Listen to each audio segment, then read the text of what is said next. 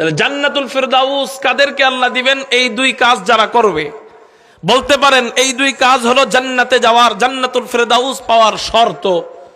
ভাই জান্নাতুল ফেরদাউসটা কি? আল্লাহ পাকের 8 জান্নাত, সবচেয়ে উপরে যেই জান্নাতটা, সবচেয়ে বড় যেই জান্নাতটা, সবচেয়ে দামি যেই জান্নাতটা, যেই জান্নাতের নবীরা থাকবেন, ওই জান্নাত হলো আল্লাহ পাক, ওই জান্নাতের স্বাদ হলো আল্লাহ পাকের আরশে আজিম, ওই জান্নাতের নাম হলো জান্নাতুল ফেরদাউস। আল্লাহ পাকের কাছাকাছি, একেবারে আল্লাহ পাকের আরশে নিচেই হলো সেই জান্নাত। এই জান্নাতের নাম জান্নাতুল ফেরদাউস। এমন জান্নাত আল্লাহ বলতেছেন যদি তোমরা পাইতে চাও এই দুই কাজ করতে হবে। 1 নাম্বার ঈমান আনতে হবে, 2 নাম্বার নেক আমল করতে হবে। সংক্ষিপ্ত ভাবে বলি, ঈমান কাকে বলা হয়? আপনারা বলেন তো ঈমান কাকে বলা হয়? হ্যাঁ, জোরে বলেন। হ্যাঁ, কাকে বলে? আচ্ছা, ঈমান বলা হয় আমি মুসলমান দাবি করি, ঈমান আনার পরেই তো একজন মুসলমান হয়, ঠিক না? আমার ঈমান কাকে বলা হয় এটাই জানলাম না, তাহলে মুসলমান পরিচয় দেওয়ার কি দরকার? আজকে মুখস্থ করেন, মরণের আগ পর্যন্ত মনে রাখবেন ইনশাআল্লাহ। ঈমানের শাব্দিক অর্থ হলো বিশ্বাস করা। পরিভাষায় ঈমান বলা হয় আল ঈমানু হুয়া তাসদীকু মা জাআ বিহি নবী সাল্লাল্লাহু আলাইহি ওয়াসাল্লাম।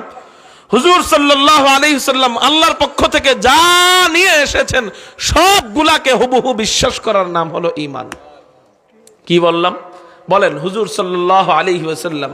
এটা একটা ক্লাস, এটা একটা কি বলেন? ক্লাস। এখানে কোনো তামসা চলবে না, এখানে শিখানো হবে। কি করা হবে বলেন? শিখানো হবে। হুজুর সাল্লাল্লাহু আলাইহি ওয়াসাল্লাম আল্লাহর পক্ষ থেকে যা নিয়ে এসেছেন সবগুলাকে হুবহু বিশ্বাস করার নাম, বলেন, সবগুলাকে হুবহু বিশ্বাস করার নাম ঈমান। আমরা আল্লাহর পক্ষ থেকে যা এসেছে সব যদি বিশ্বাস করি আমি মুমিন, একটাকে কিঞ্চিত পরিমাণ অবিশ্বাস করব বা সন্দেহ করব আমি কুফরি করলাম।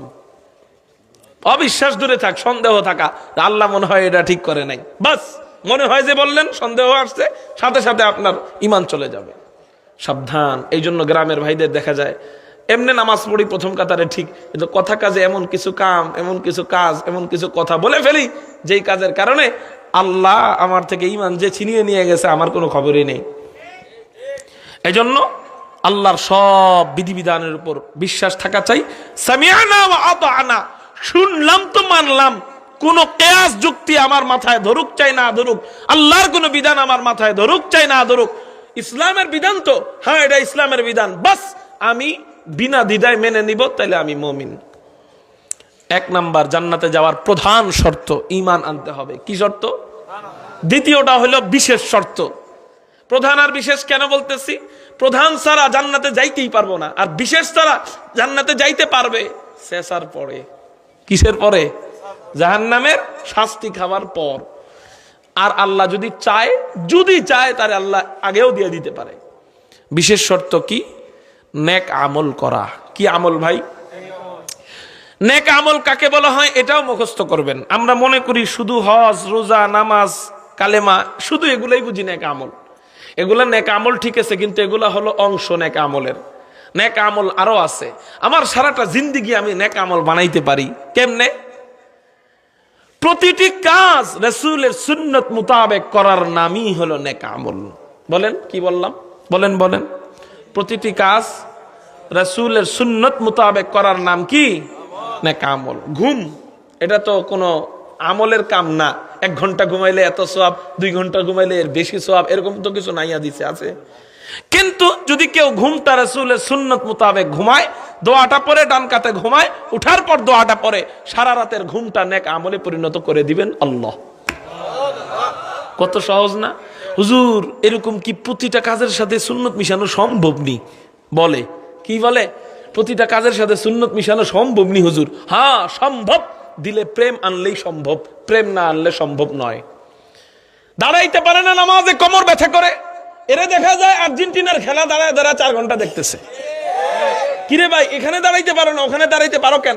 বলে আর্জেন্টিনার প্রতি প্রেম আছে, প্রেমের কারণে দাঁড়াইতে পারে। আল্লাহর প্রতি প্রেম নাই, রাসূলের প্রতি প্রেম নাই, এই কারণে নামাজে দাঁড়াইতে পারে না। এই কারণে সুন্নত মানা হয়ে যাবে প্রত্যেক আমলের, প্রত্যেক কাজের সাথে, দুনিয়ার কাজের সাথে, যদি প্রেম থাকে আল্লাহর প্রতি। প্রেম না থাকলে সম্ভব নয়। প্রেম রাখা চাই। কি রাখা চাই বলেন?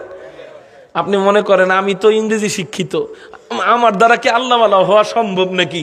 আমি তো বাংলা শিক্ষিত, আমি তো স্কুলের টিচার, আমি তো ডাক্তার, আমি তো ডক্টর, আমি তো প্রফেসর, আমি লন্ডন থাকি, আমার দ্বারা কি আল্লাহওয়ালা হওয়া সম্ভব নাকি? আমি তো আলেম নয়। আপনার কথার দ্বারা বোঝা যায় আল্লাহকে খালি আলেমরাই পাইবে, আর কেউ বুঝি পাইবে না। না, শুনেন, আল্লাহওয়ালা হওয়ার জন্য প্রেমটাই প্রধান শর্ত। ইবলিসের ইলম ছিল, ইবলিস আলেম ছিলেন তো এখন মানায় না, ছিল। ইবলিস আলেম ছিল, ইবলিস আবেদ ছিল, ইবলিস আকল ছিল। তিনটা জিনিস ছিল, একটার অভাব ছিল। ইবলিস আশিক ছিল না। ইবলিস কি ছিল না?